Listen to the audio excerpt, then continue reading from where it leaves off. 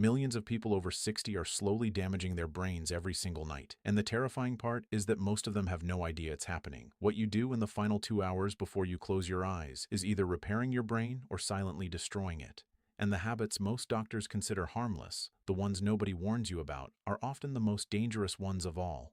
What if the very routine you rely on to wind down is actually accelerating memory loss, shrinking your brain, and setting you up for a diagnosis you never saw coming? Stay with me, because the number one nighttime habit I'm going to reveal today is so damaging that researchers at Harvard linked it to a 40% faster rate of cognitive decline in adults over 60, and yet nearly 80% of older Americans do it every single evening without a second thought.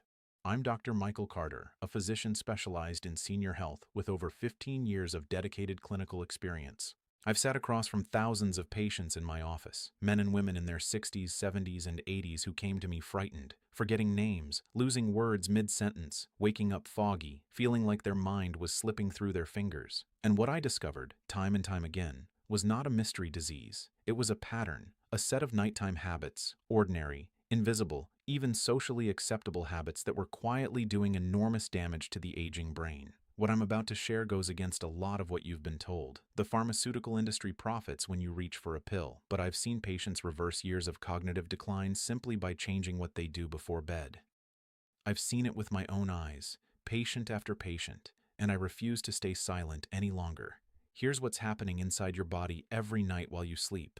Your brain, unlike any other organ, has its own cleaning system. It's called the glymphatic system. Think of it as a pressure washer that only turns on when you're deeply asleep. It flushes out toxic proteins, including amyloid beta and tau, the very substances that build up in the brains of people with Alzheimer's disease. This system is most active during deep, slow-wave sleep, and it requires your brain to be in a very specific state to do its job properly. When that process is disrupted, even slightly, night after night, those toxins accumulate, plaque forms, neurons start to die, and you start forgetting. A landmark study published in Science found that the glymphatic system removes nearly 60% more brain waste during sleep than during waking hours. 60%. And here's what terrifies me most. Many of the habits people rely on to fall asleep actually shut this system down. They make you feel like you're resting while your brain is being silently poisoned. After 60, your brain is already working with a disadvantage. Your glymphatic efficiency drops, your sleep architecture changes. You spend less time in the deep stages that matter most, which means every single nighttime choice carries more weight than it did when you were 40. And most people are making the wrong ones. If you're finding this valuable, hit that like button right now, because what comes next might completely change how you look at your evenings.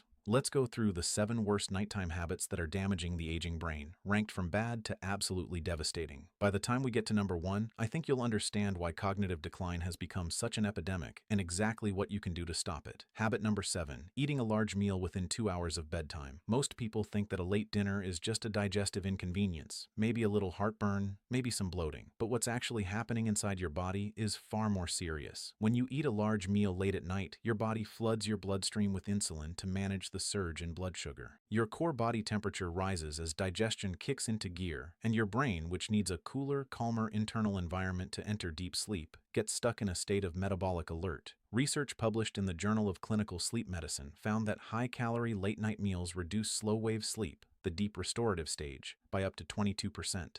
And remember, slow-wave sleep is when your glymphatic system does its most critical cleaning work. Less slow-wave sleep means more toxic protein accumulation. Night after night, that adds up. For adults over 60, the situation is even worse. Your insulin sensitivity naturally decreases with age, meaning blood sugar spikes are higher and last longer. Your digestive system slows down. Your core temperature regulation becomes less efficient, so the disruption is amplified. What a 40-year-old could get away with, you simply cannot. Here's something most people miss. It's not just about the size of the meal. High-fat, high-sugar foods eaten late trigger an inflammatory response that travels directly to the brain. Neuroinflammation, even at low levels, degrades the quality of glymphatic function. So you may think you slept, but your brain spent the night fighting inflammation instead of cleaning itself. The fix is simple. Finish your last substantial meal at least 2 to 3 hours before bed. If you're hungry close to bedtime, a small protein-based snack, something like a handful of almonds or a small serving of Greek yogurt, will stabilize blood sugar without triggering the hormonal cascade that wrecks your sleep architecture. This brings us to habit number 6, scrolling through your phone or tablet in bed. I know you've heard this before, but I want to explain exactly why it's so much more damaging after 60 than anyone is telling you. Your brain produces melatonin in response to darkness. Melatonin is not just a sleep hormone. It is one of the most powerful antioxidants in the human body, and it plays a direct role in protecting neurons from the oxidative damage that accelerates aging. After 60, your pineal gland, the small structure that produces melatonin, is already working at reduced capacity. Studies show melatonin production can drop by up to 75% between the ages of 20 and 70. 75%. Now add the blue light from your phone screen, which directly suppresses whatever melatonin your aging pineal gland is still managing to produce. A study published in the Proceedings of the National Academy of Sciences found that exposure to blue light in the evening delayed melatonin onset by an average of 90 minutes and reduced total melatonin production by 50%. 50% of what was already a fraction of what it once was. But here's the piece nobody talks about. Scrolling through social media, news, or videos does not just expose your brain to light. It activates your limbic system, the emotional center of the brain. It triggers dopamine release, creates anxiety loops, and keeps your prefrontal cortex engaged at a time when it desperately needs to power down. For an aging brain that already struggles with emotional regulation and stress response, this is like throwing gasoline on a fire right before you try to sleep. The result is fragmented sleep, delayed sleep onset, reduced REM cycles, and a significant drop in the deep sleep stages your brain needs to detoxify. Done nightly, the cumulative damage is measurable on brain scans. Put the phone away at least 60 minutes before bed. Use that time for something that calms your nervous system, reading a physical book, gentle stretching, or simply sitting in dim light and letting your brain naturally prepare for rest. Now let's move to habit number 5, sleeping with the television on. I have had this conversation more times than I can count. Patients tell me they need the television to fall asleep, that it gives them comfort, that the silence is too loud. And I understand that. But what I need you to understand is what that background noise and light is doing to your brain all night long. Your brain never fully shuts off during sleep. It continues to process auditory information even in deep sleep stages. This is a survival mechanism, an ancient alarm system. The problem is, your sleeping brain cannot distinguish between a dangerous sound and a television commercial. It processes all of it, which means your brain is doing cognitive work all night long instead of resting and cleaning. A study published in the American Journal of Epidemiology followed over 800 adults over 60 and found that those who regularly slept with light exposure, including from televisions, had a significantly higher risk of developing metabolic disorders and sleep fragmentation severe enough to impair cognitive function. The light exposure alone suppressed melatonin, but the auditory stimulation was equally harmful, keeping the brain in a state of low-level vigilance throughout the night. The deeper problem is that television-associated sleep rarely reaches the deep stages. You may be in bed for 8 hours and feel like you slept, but your brain spent most of that time in light, fragmented sleep that provided almost none of the restorative benefits your aging brain needs. Before we continue, how many of you fall asleep with the television on most nights? Type TV in the comments below. And if you've already broken this habit, type fixed. I genuinely want to know where you are with this. Habit number 4, taking common sleep medications or antihistamines to fall asleep. This one I need you to hear very carefully because it involves something that millions of older Americans do every single night, often on the advice of well-meaning but undereducated healthcare providers. Over-the-counter sleep aids, including diphenhydramine, the active ingredient in Benadryl, Zizquil, Simply Sleep, and many others, work by blocking a chemical in the brain called acetylcholine. Acetylcholine is essential for memory formation, learning, and cognitive function. Blocking it helps you feel sleepy, but blocking it regularly has consequences that no one is putting on the label. A landmark study published in JAMA Internal Medicine tracked nearly 3,000 older adults over 10 years and found that those who took anticholinergic medications regularly had a 54% higher risk of developing dementia. Not a small increase, 54%. And that risk scaled with cumulative exposure. The more nights, the higher the risk. Here's what makes this so alarming. The sleep these medications produce is not real restorative sleep. They suppress REM sleep and reduce the depth of slow-wave sleep. Your brain is sedated, not resting. The glymphatic system barely activates. You wake up groggy. Your cognition is impaired, and over time, your brain is accumulating the very toxins that sleep was supposed to remove. I remember Patricia, a 73-year-old retired school teacher from Atlanta. She came to my office after her daughter noticed she was repeating herself, forgetting appointments, and struggling to follow conversations. Patricia was otherwise healthy. She exercised, ate well, had an active social life, but she had been taking a common over-the-counter sleep aid every night for 4 years. She had no idea it was classified as an anticholinergic drug. Nobody had told her. We worked together to eliminate the medication gradually and replace it with a natural sleep protocol. Within 6 weeks, her sleep quality improved dramatically. Within 3 months, her daughter called my office in tears. She said, and I will never forget this, "Doctor, my mother is back. She's sharp again. She's herself." Patricia told me later that she had been frightened she was losing her mind. She wasn't losing her mind. She was being chemically sedated every night in a way that was starving her brain of the recovery it desperately needed. This was not a miracle. This was her brain finally being allowed to do what it was designed to do. And the same is possible for you. If you are currently using any over-the-counter sleep medication, especially anything containing diphenhydramine, please speak with your doctor about safer alternatives. There are evidence-based options that actually improve sleep quality rather than simply sedating you. Habit number 3, drinking alcohol in the evening to relax. I want to be very clear here because this is one of the most deeply misunderstood habits among adults over 60. A glass of wine in the evening is so culturally normalized, so socially encouraged, that questioning it feels almost radical. But the science is not ambiguous, and when it comes to the aging brain, the evidence is deeply concerning. Alcohol is a central nervous system depressant. It does help you fall asleep faster. That part is true, but what it does to your sleep after you fall asleep is catastrophic for brain health. As your body metabolizes alcohol in the second half of the night, it triggers a rebound effect that fragments sleep, reduces REM dramatically, and increases waking. Your brain spends the critical second half of the night in a state of neurological turbulence. A study published in the journal Alcoholism, Clinical and Experimental Research found that even moderate alcohol consumption, defined as 1 to 2 drinks per evening, reduced REM sleep by 24%. REM sleep is when your brain consolidates memories, processes emotions, and performs critical neurological maintenance. A 24% reduction is not a minor inconvenience. It is a substantial impairment of a process your aging brain cannot afford to lose. After 60, alcohol metabolism slows significantly. Your liver processes it more slowly. Your blood alcohol remains elevated longer. The neurological effects are more pronounced and last deeper into the night. What felt manageable at 40 produces measurable cognitive effects at 70, and there is a longer-term concern. Regular alcohol exposure shrinks the hippocampus, the region of the brain most critical to memory and learning. A study published in the British Medical Journal, following over 500 adults over 30 years, found that moderate, regular drinking was associated with hippocampal atrophy, shrinkage of that critical memory center. I'm not telling you to become a teetotaler overnight. I'm telling you what the science says, so you can make an informed choice. If you want to protect your brain while it still has time to recover, the evening drink needs to be seriously reconsidered. If you believe the habits you choose before bed have a direct impact on your brain health, type yes in the comments right now. If you're still skeptical, type 0. Your response helps other viewers see they're not alone in asking these questions. And before we get to the top 2 habits, if this video is providing real value, I want to make a simple request. Subscribe to this channel. My mission is to give you clear, straight-talking health information so you can make the best decisions for yourself and the people you love. And share this video. Think about someone in your life, a parent, a sibling, a friend, who falls asleep in front of the television with a glass of wine and a sleep aid on the nightstand. A simple share could genuinely change the trajectory of their health. You might be saving more than you realize. Habit number 2, chronic sleep deprivation. Consistently getting less than 6 hours of sleep. This is not just a bad habit. Among adults over 60, chronic sleep deprivation is a medical emergency that almost nobody is treating as one. The science has been building for decades, but recent research has made the connection undeniable.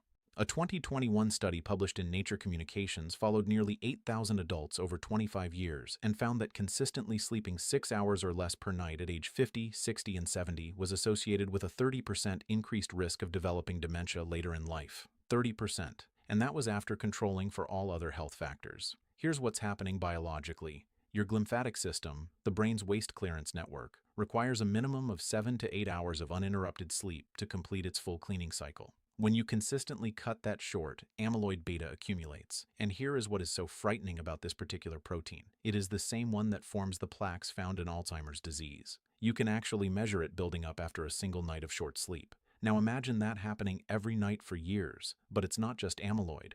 Chronic sleep deprivation elevates cortisol, your primary stress hormone. Elevated cortisol kills neurons in the hippocampus, the brain's memory center. It increases systemic inflammation, which crosses the blood-brain barrier. It impairs insulin signaling in the brain, a mechanism so directly linked to Alzheimer's that some researchers now call it type 3 diabetes. I remember William, a 78-year-old retired engineer from Boston. He came to see me after his wife insisted. He had always been a short sleeper, proud of it even, 5 hours a night for most of his adult life. He told me he didn't need more than that, but over the previous 2 years, he had become a different person. He He was irritable, forgetful, slow to process information, and deeply fatigued despite his short sleep feeling normal to him. We ran a full cognitive assessment. His scores were troubling for a man of his intelligence and education level. His brain was showing signs of accelerated aging. But here's the remarkable thing about the brain. Given the right conditions, it can recover far more than most people believe. We implemented a strict sleep extension protocol, consistent bedtime, consistent wake time, everything we'll discuss in the action plan coming up. Within 8 weeks, William came back to my office. His cognitive test scores had improved by a measurable margin. His wife sat next to him, and she told me, "He laughs again. He's patient again. I feel like I have my husband back." William looked at me and said, "Doctor, I spent 50 years being proud of something that was destroying me, and that hit me hard, because so many people believe that needing less sleep is a sign of strength. The science tells us something very different. Your brain is not a machine that powers through with less fuel. It is a biological organ that requires a specific amount of daily maintenance. Skimping on that maintenance does not make you stronger. It accelerates your decline." Before we get to the number one most damaging nighttime habit, let me tell you something important. Everything I've described so far is correctable. I want you to hold on to that. These are not irreversible sentences. They are patterns, and patterns can be changed. Here's what concerns me most about what comes next. Habit number 1. Chronic psychological stress and anxiety unresolved before sleep. This is the one that cuts deepest, and it is the one most people never address because unlike a glass of wine or a late meal, you can't see it. You can't put it on a shelf, and nobody talks about it as a medical issue. But the science is clear and unambiguous. Unresolved psychological stress experienced chronically in the hours before sleep is the single most destructive force acting on the aging brain, bar none. Here's what happens physiologically. When you lie down at night carrying unresolved stress, your hypothalamic pituitary adrenal axis, your body's core stress response system, remains active. Cortisol levels stay elevated. Your autonomic nervous system stays in a state of sympathetic dominance, what we call fight or flight. Your heart rate variability, a direct marker of cardiovascular and neurological health, drops. Your immune system receives inflammatory signals, and your brain, despite what feels like rest, cannot enter the deep stages of sleep where real restoration occurs. A 2020 study published in Lancet Psychiatry found that chronic stress and anxiety in adults over 60 were among the strongest independent predictors of accelerated cognitive decline and dementia diagnosis, outperforming even physical inactivity as a risk factor. Outperforming physical inactivity. When was the last time your doctor spent as much time on your stress levels as on your exercise routine? Chronic stress shrinks the prefrontal cortex, the center of judgment, decision-making, and personality. It enlarges the amygdala, the brain's fear and reactivity center, making you more anxious and reactive over time, creating a self-reinforcing spiral. It damages the hippocampus through cortisol toxicity, directly impairing memory, and it suppresses neurogenesis, the brain's ability to grow new neurons, a process that continues throughout life, but is devastatingly sensitive to chronic stress. Here's what makes this uniquely dangerous for adults over 60. The stressors you carry into bed are often the heaviest of your life. Financial concerns in retirement, health fears, your own and those of people you love, grief, loneliness, the cumulative weight of a life fully lived. These are not small stressors, and the aging brain is less equipped to regulate the stress response efficiently. The nervous system becomes less flexible. The recovery from cortisol spikes takes longer. The damage accumulates faster. I remember Margaret, a 69-year-old retired nurse from Chicago. She came to me after 18 months of progressive memory difficulties. She was forgetting patients she had cared for decades. She was losing words. She was frightened. Her medical history showed no obvious causes. She was physically healthy. But when I asked her about sleep, she described lying awake for 1 to 2 hours every night, mind racing, worrying about her husband's declining health, her finances, her future. She had been doing this for years. She considered it normal. She had never once discussed it with a physician. We implemented a structured pre-sleep stress protocol together, specific breathing techniques that activate the parasympathetic nervous system, a brief written worry discharge practice, a way of externalizing mental loops onto paper so the brain doesn't need to hold them, progressive muscle relaxation, and a strict mental boundary. A clear line drawn 2 hours before bed where news, difficult conversations, and financial thinking were completely off limits. Within a month, Margaret's sleep changed dramatically. Within 3 months, she came back and sat in my office with a composure I had not seen in her before. She told me, "Doctor, I feel like someone cleaned my windshield. Everything is clearer. I'm sharper than I've been in years."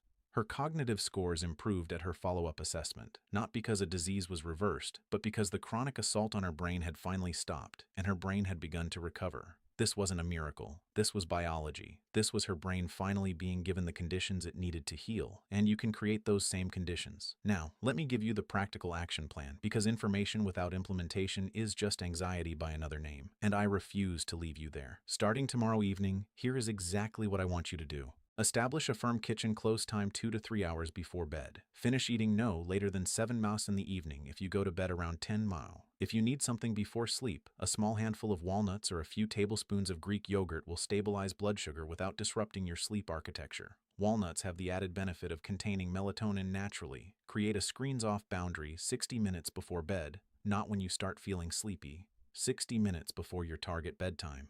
Use that time deliberately. A physical book, a light conversation, gentle music, a warm shower or bath. The body temperature drop after a warm bath actually accelerates deep sleep onset. This is not a relaxation trick. It is a physiological mechanism. If you currently use a television to fall asleep, I want you to try something for just 2 weeks. Replace it with a sleep story or calm audio program played at low volume through a small speaker, not a screen. Something without light, without stimulating content, without the cognitive engagement that television demands.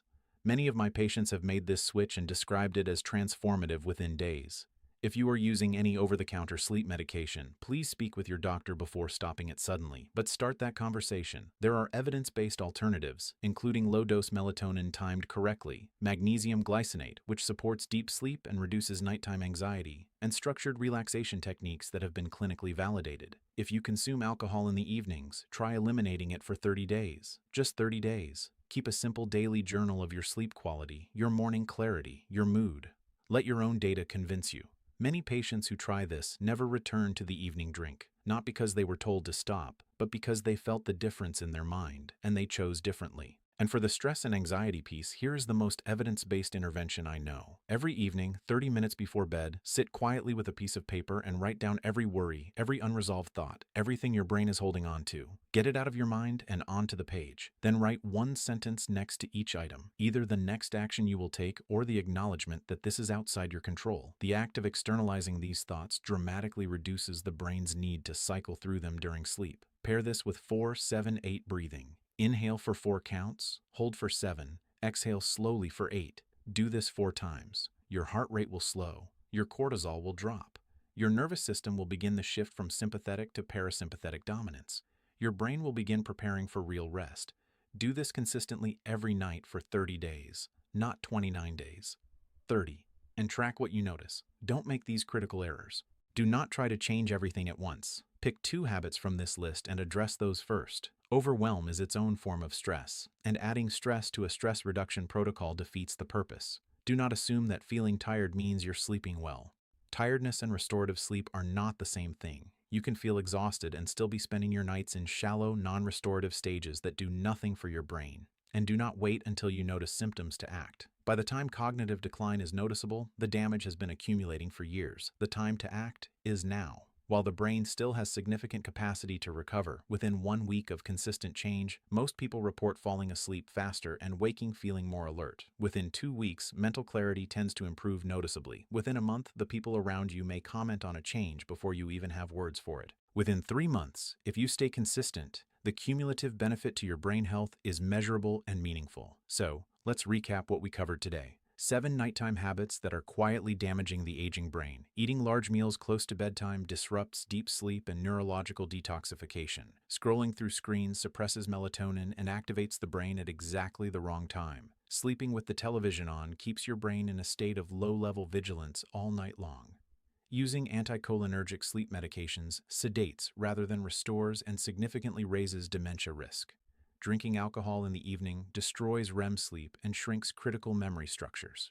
Chronic sleep deprivation allows toxic proteins to accumulate and accelerates neurological aging, and unresolved chronic stress carried into sleep every night is the single most destructive force acting on the aging brain. My message today is not panic, it's not guilt, it's empowerment. You now have information that most people never receive, information that can directly change the trajectory of your brain health. You are not broken. Your routine may need adjusting, and that is entirely within your power to do. Here is my challenge to you.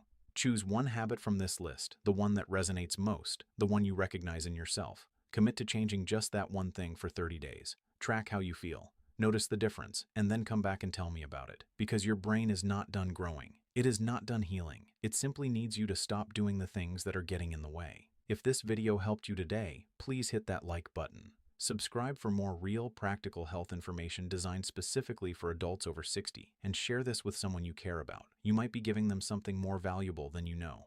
Now, I want to hear from you. Which of these 7 habits did you recognize in yourself? And which one are you committing to change first? Leave your answer in the comments. I read every single one, and your story might be exactly what someone else needs to hear today. Because remember, aging does not take away your brain's ability to recover. It simply reminds you to give it what it needs.